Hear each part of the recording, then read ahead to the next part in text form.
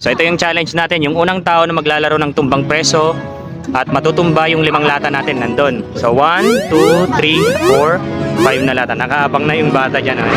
Dito na sila sa paligid, nag-aantay na sila mag-start yung challenge. Sila ata customer natin ngayon. Sige, basta importante magpasaya tayo ngayon.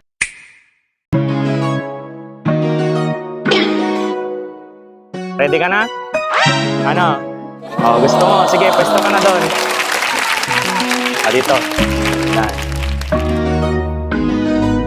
Yan na. Anong gagamitin mo? Anong gagamitin mo? Sinelas. Sige. Ito yung starting line. Dito ka lang. So, dapat tamaan mo yung 5. Ayaw,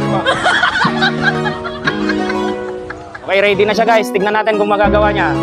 Let's go. Sige. Wala na. Tapos na yung chance mo.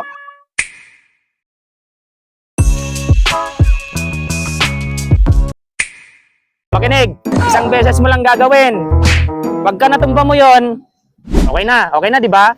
Pero dapat tig-isa lang na tama. Pagka hindi mo natumba yon, tapos na yung laro mo, naintindihan mo. Kahit 4 yung natumba mo, yung pang 5, hindi mo natumba, talo ka pa rin.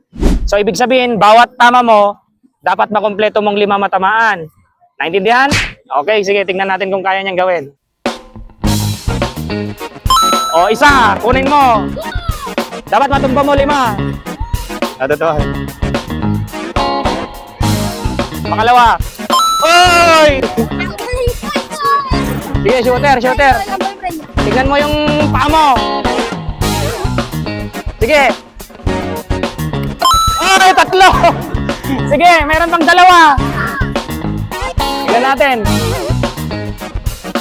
Okay, isa na lang. Isa na lang. Kaya mo bang tumbayin lahat? Basic lang daw. Tingnan natin.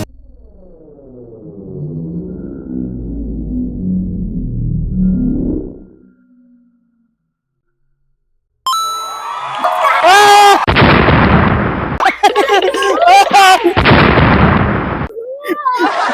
Patingnan ng talon. Patingnan ng talon. Ayan. Lika rito.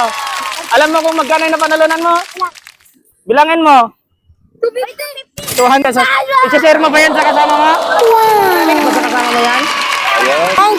Wala na. Bukas na naman. O magantay-antay kayo rito. Magpapalaro si Sir. Ano? O, kunin mo na. Ako di. O, relax lang. Mapupunit yan. Relax lang. Dahan-dahan lang daw.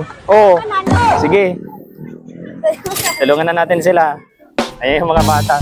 Madami nang nanood sa atin.